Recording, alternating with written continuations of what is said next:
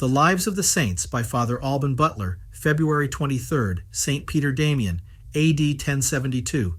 Peter, surnamed of Damian, was born about the year 988 in Ravenna of a good family but reduced. He was the youngest of many children, and losing his father and mother very young, was left in the hands of a brother who was married, in whose house he was treated more like a slave, or rather like a beast, than one so nearly related, and when grown up, he was sent to keep swine. He one day became master of a piece of money, which, instead of laying it out in something for his own use, he chose to bestow in alms on a priest, desiring him to offer up his prayers for his father's soul. He had another brother called Damian, who was archpriest of Ravenna, and afterwards a monk, who, taking pity on him, had the charity to give him an education. Having found a father in this brother, he seems from him to have taken the surname of Damian, though he often styles himself the sinner out of humility. Those who call him De Honestis confound him with Peter of Ravenna, who was of the family of Honesti. Damian sent Peter to school, first at Faenza, afterwards at Parma, where he had Evo for his master. By the means of good natural parts and close application, it was not long before he found himself in a capacity to teach others, which he did with great applause and no less advantage by the profits which accrued to him from his professorship. To arm himself against the allurements of pleasure and the artifices of the devil, he began to wear a rough hair shirt under his clothes, and to inure himself to fasting, watching, and prayer. In the night, if any temptation of concupiscence arose, he got out of bed and plunged himself into the cold river.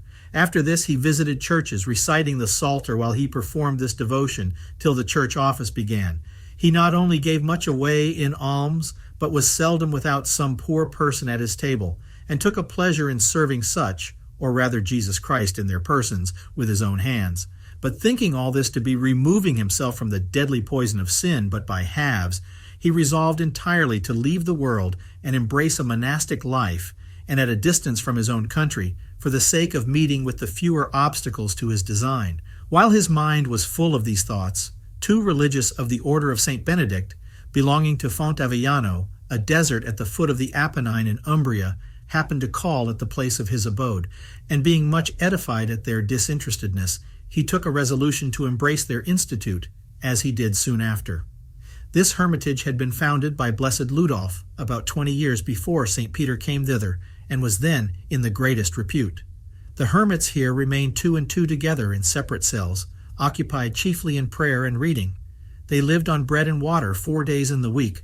On Tuesdays and Thursdays they ate pulse and herbs, which everyone dressed in his own cell. On their fast days all their bread was given them by weight. They never used any wine, the common drink of the country, except for Mass or in sickness. They went barefoot, used disciplines, made many genuflections, struck their breasts, stood with their arms stretched out in prayer, each according to his strength and devotion. After the night office, they said the whole Psalter before day. Peter watched long before the signal for matins, and after with the rest. These excessive watchings brought on him an insomnia, or wakefulness, which was cured with very great difficulty. But he learned from this to use more discretion. He gave a considerable time to sacred studies, and became as well versed in the Scriptures and other sacred learning as he was before in profane literature. His superior ordered him to make frequent exhortations to the religious, and as he had acquired a very great character for virtue and learning, Guy, abbot of Pomposia, begged his superior to send him to instruct his monastery, which consisted of 100 monks. Peter stayed there 2 years, preaching with great fruit, and was then called back by his abbot, and sent to perform the same function in the numerous abbey of St. Vincent, near the mountain called Pietra Pertusa, or the Hollow Rock. His love for poverty made him abhor and be ashamed to put on a new habit, or any clothes which were not threadbare and most mean. His obedience was so perfect that the least word of any superior or signal given, according to the rule of the house, for the performance of any duty, made him run that moment to discharge with the utmost exactness whatever was enjoined. Being recalled home some time after, and commanded by his abbot, with the unanimous consent of the Hermitage, to take upon him the government of the desert after his death, Peter's extreme reluctance only obliged his superior to make greater use of his authority till he acquiesced. Wherefore, at his decease, in 1041, Peter took upon him the direction of that holy family, which he governed with the greatest reputation for wisdom and sanctity. He also founded 5 other numerous hermitages, in which he placed priors under his inspection. His principal care was to cherish in his disciples the spirit of solitude, charity, and humility.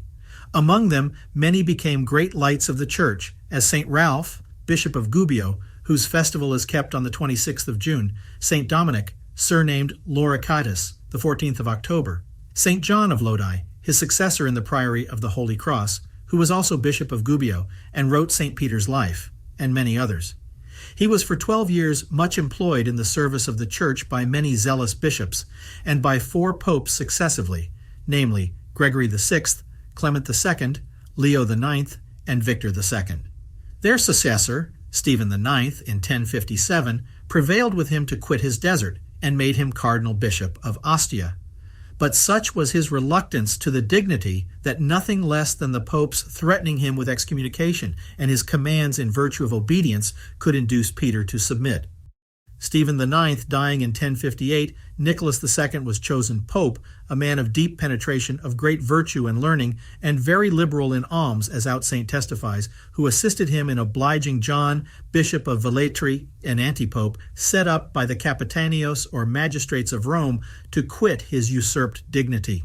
Upon complaints of simony in the Church of Milan, Nicholas II sent Peter thither as his legate, who chastised the guilty.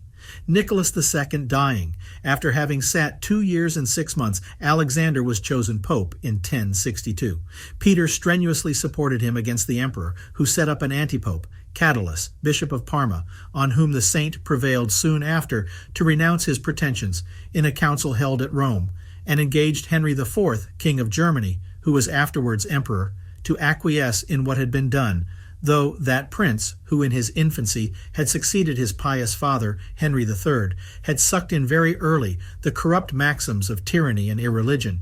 But virtue is amiable in the eyes of its very enemies, and often disarms them of their fury. St. Peter had, with great importunity, solicited Nicholas II for leave to resign his bishopric and return to his solitude, but could not obtain it.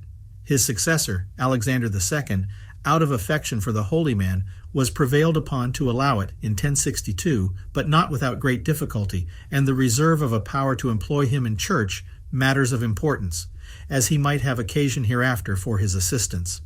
The saint from that time thought himself discharged, not only from the burden of his flock, but also from the quality of superior, with regard to the several monasteries, the general inspection of which he had formerly charged himself with, reducing himself to the condition of a simple monk. In this retirement he edified the Church by his penance and compunction, and labored by his writings to enforce the observance of discipline and morality. His style is copious and vehement, and the strictness of his maxims appears in all his works, especially where he treats of the duties of clergymen and monks. He severely rebuked the Bishop of Florence for playing a game at chess. That prelate acknowledged his amusement to be a faulty sloth in a man of his character, and received the saint's remonstrance with great mildness, and submitted to his injunction by way of penance, namely, to recite 3 times the Psalter, to wash the feet of 12 poor men, and to give to each a piece of money. He shows those to be guilty of manifold simony, who serve princes or flatter them for the sake of obtaining ecclesiastical preferments. He wrote a treatise to the Bishop of Besançon against the custom which the canons of that church had of saying the divine office sitting, though he allowed all to sit during the lessons. This saint recommended the use of disciplines whereby to subdue and punish the flesh, which was adopted as a compensation for long penitential fasts. 3,000 lashes with the recital of 30 psalms were a redemption of a canonical penance of 1 year's continuance. Sir Thomas More, St. Francis of Sales, and others testify that such means of mortification are great helps to tame the flesh and inure it to the labors of penance, also to remove a hardness of heart and spiritual dryness, and to soften the soul into compunction. But all danger of abuses, excess, and singularity is to be shunned, and other ordinary bodily mortifications, as watching and fasting, are frequently more advisable. This saint wrote most severely on the obligations of religious men, particularly against their strolling abroad, for one of the most essential qualities of their state is solitude, or at least the spirit of retirement. He complained loudly of certain evasions, by which many palliated real miractions of their vow of poverty. He justly observed, "We can never restore what is decayed of primitive discipline, and if we, by negligence, suffer any diminution in what remains established, future ages will never be able to repair such breaches. Let us not draw upon ourselves so base a reproach, but let us faithfully transmit to posterity the examples of virtue which we have received from our forefathers." The holy man was obliged to interrupt his solitude in obedience to the Pope, who sent him in quality of his legate into France in 1063, commanding the archbishops and others to receive him as himself. The holy man reconciled discords, settled the bounds of the jurisdiction of certain dioceses, and condemned and deposed in councils those who were convicted of simony. He, notwithstanding, tempered his severity with mildness and indulgence towards penitents, where charity and prudence required such a condescension. Henry IV, King of Germany, at 18 years of age, began to show the symptoms of a heart abandoned to impiety, infamous debauchery, treachery, and cruelty. He married in 1066 Bertha, daughter to Otho, Marquis of Italy, but afterwards, in 1069, sought a divorce, by taking his oath that he had never been able to consummate his marriage. The Archbishop of Mentz had the weakness to be gained over by his artifices to favor his desires, in which view he assembled a council at Mentz. Pope Alexander II forbade him ever to consent to so enormous an injustice, and pitched upon Peter Damian for his legate to preside in that synod, being sensible that a person of the most inflexible virtue, prudence, and constancy was necessary for so important and difficult an affair, in which passion, power, and craft made use of every engine in opposition to the cause of God. The venerable legate met the king and bishops at Frankfurt, laid before them the orders and instructions of his holiness, and in his name conjured the king to pay a due respect to the law of God, the canons of the Church, and his own reputation, and seriously reflect on the public scandal of so pernicious an example. The noblemen likewise all rose up and entreated his majesty never to stain his honor by so foul an action. The king, unable to resist so cogent an authority, dropped his project of a divorce, but remaining the same man in his heart, continued to hate the queen more than ever. St. Peter hastened back to his desert of Fonte Avellana. Whatever austerities he prescribed to others, he was the first to practice himself, remitting nothing of them even in his old age. He lived shut up in his cell as in a prison, fasted every day except festivals, and allowed himself no other subsistence than coarse bread, bran, herbs, and water, and this he never drank fresh, but what he had kept from the day before. He tortured his body with iron girdles and frequent disciplines to render it more obedient to the Spirit. He passed the 3 first days of every Lent and Advent without taking any kind of nourishment whatever, and often for 40 days together lived only on raw herbs and fruits, or on pulse steeped in cold water, without touching so much as bread or anything which had passed the fire. Mat spread on the floor was his bed. He used to make wooden spoons and such like useful mean things to exercise himself at certain hours in manual labor. Henry, Archbishop of Ravenna, having been excommunicated for grievous enormities, St. Peter was sent by Pope Alexander II in quality of legate to adjust the affairs of the Church. When he arrived at Ravenna in 1072, he found the unfortunate prelate just dead, but brought the accomplices of his crimes to a sense of their guilt and imposed on them a suitable penance. This was his last undertaking for the Church, God being pleased soon after to call him to eternal rest and to the crown of his labors. Old age and the fatigues of his journey did not make him lay aside his accustomed mortifications, by which he consummated his holocaust. In his return towards Rome, he was stopped by a fever in the monastery of Our Lady, without the gates of Faenza, and died there on the 8th day of his sickness, while the monks were reciting matins round about him.